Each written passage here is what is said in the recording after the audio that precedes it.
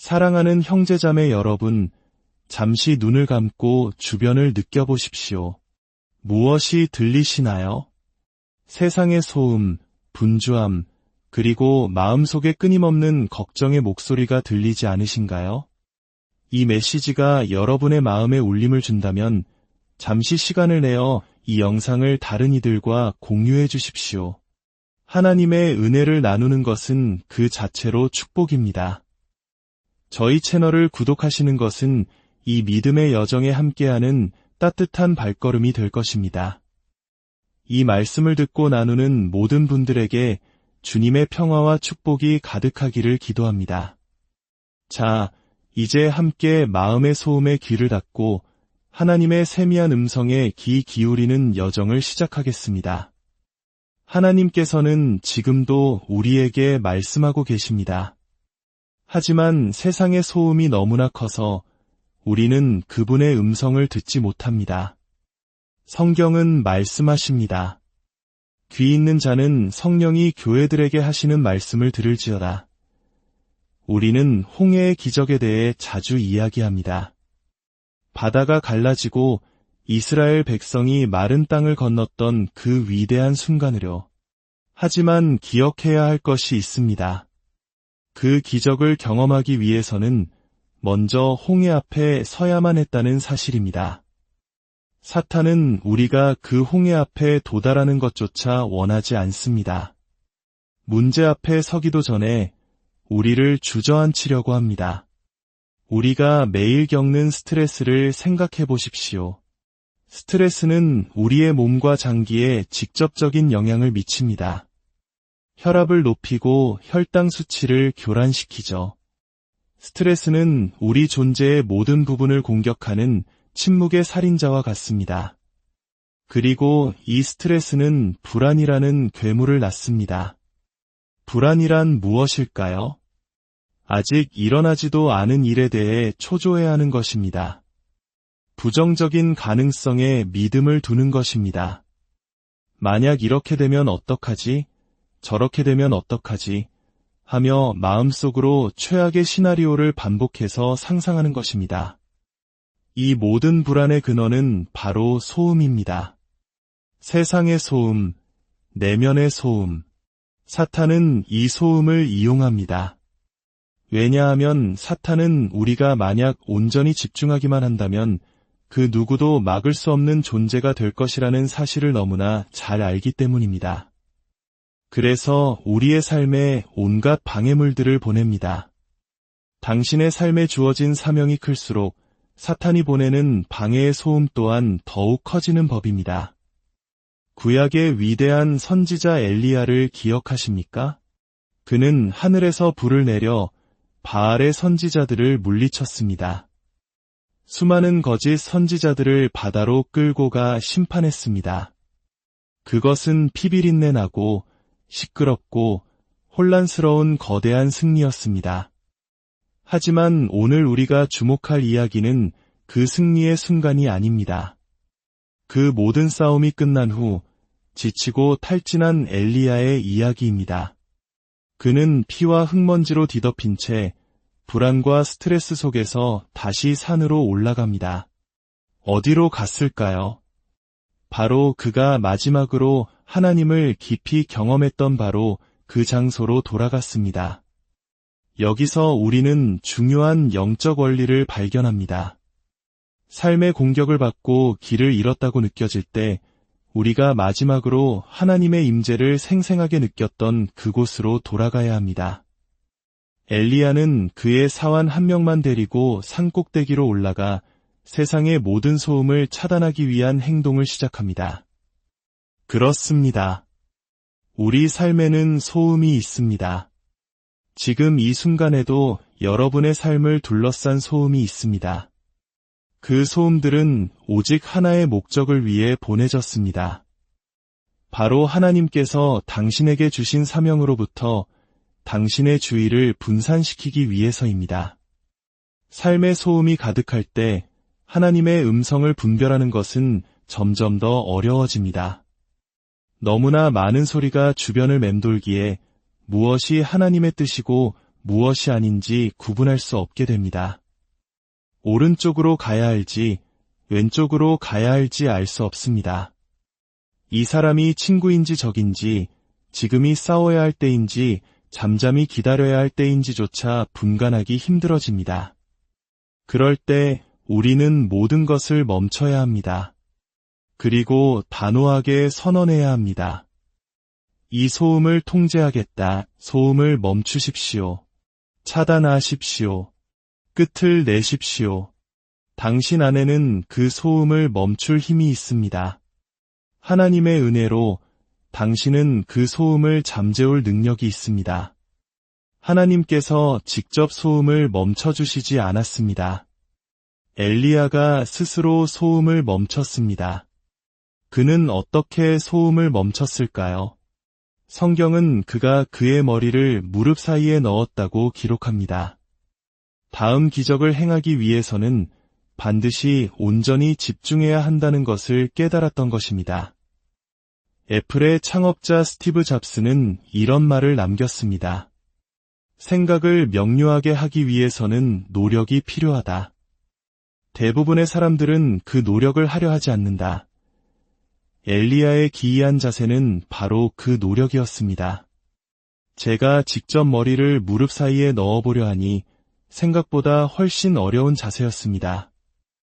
어쩌면 무릎을 머리 쪽으로 당기는 것이 조금 더 쉬울지도 모르겠습니다. 성경이 이 모습을 통해 우리에게 무엇을 말해주고 있는 걸까요? 마음의 평화와 고요함은 저절로 찾아오지 않는다는 것입니다.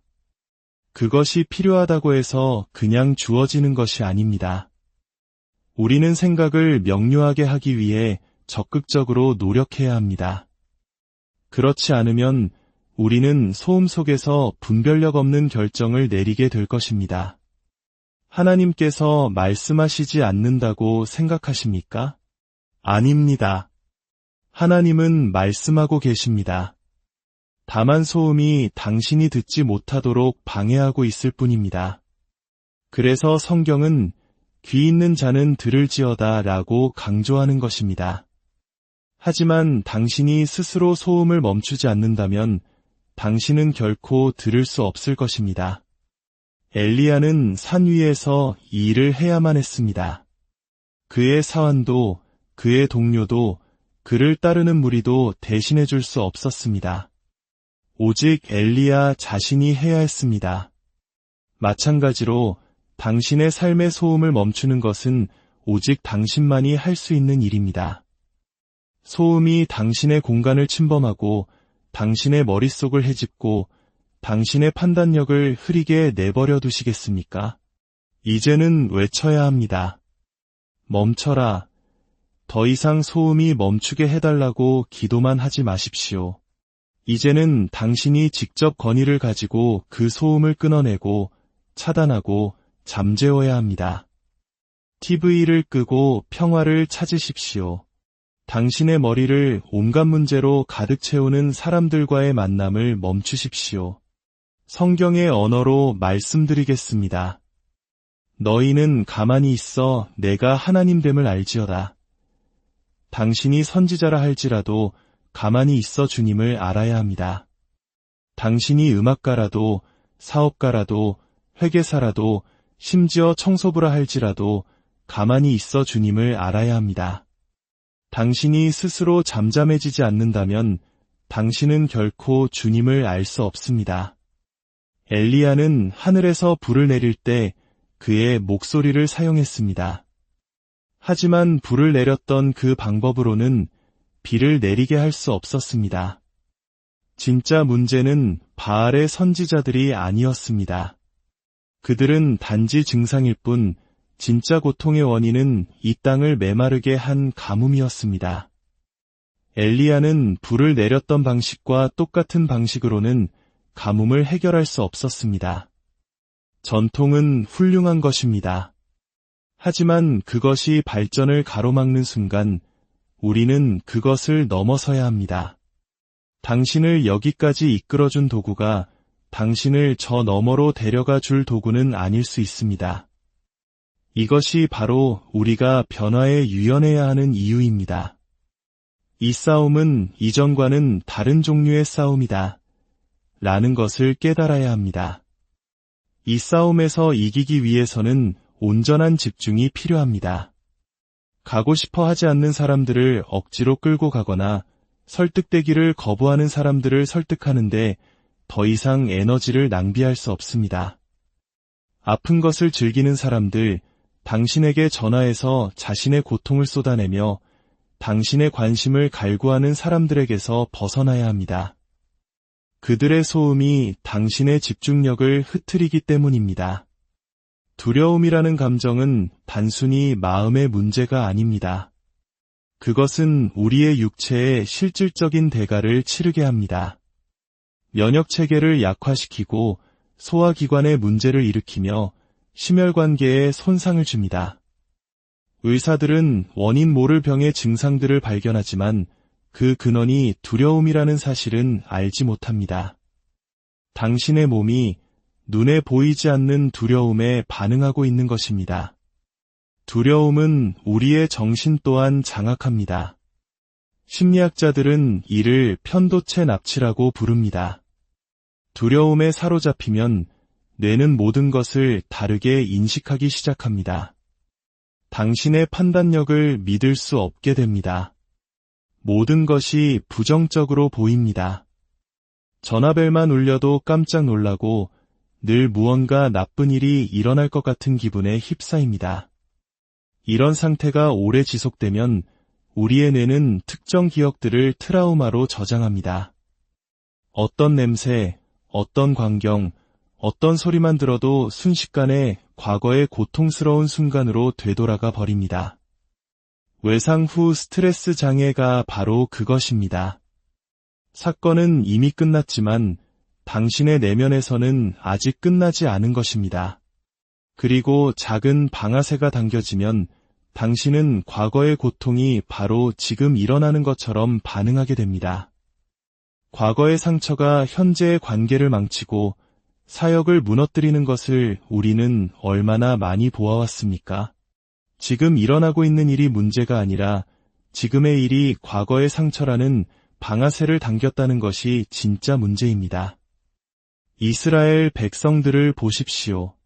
그들은 400년간의 노예 생활에서 막 해방되었습니다. 그런데 등 뒤에서 파라오 군대의 말발굽 소리가 들려오자 공포에 휩싸입니다. 말발굽 소리 자체가 그들을 해친 것이 아닙니다. 하지만 그 소리는 400년의 학대와 고통을 상기시키는 끔찍한 방아쇠였습니다. 그들은 공포에 질려 모세를 원망하며 외칩니다. 우리를 왜 애굽에서 이끌어내었느냐? 차라리 거기서 죽는 것이 나았겠다.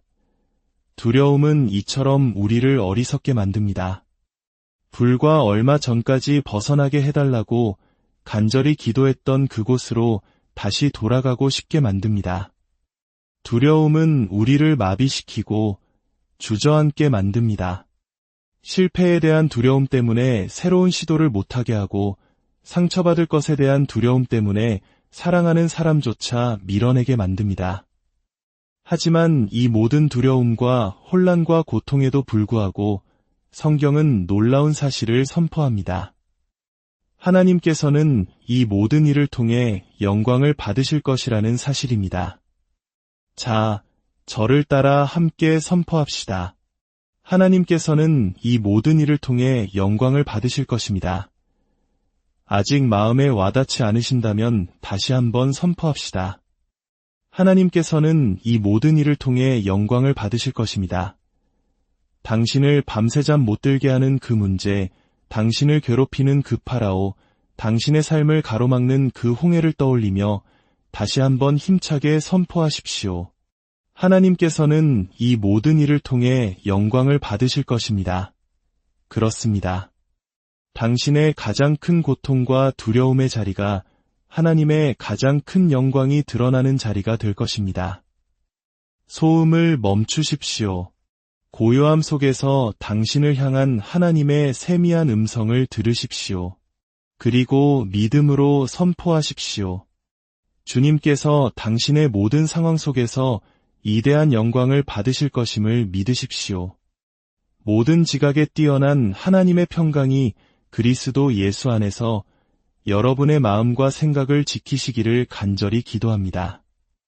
이번 한 주 세상의 소음 속에서 주님의 음성을 들을 수 있는 고요한 장소를 찾으시길 바랍니다. 당신과 당신의 가정 위에 주님의 크신 축복이 함께하기를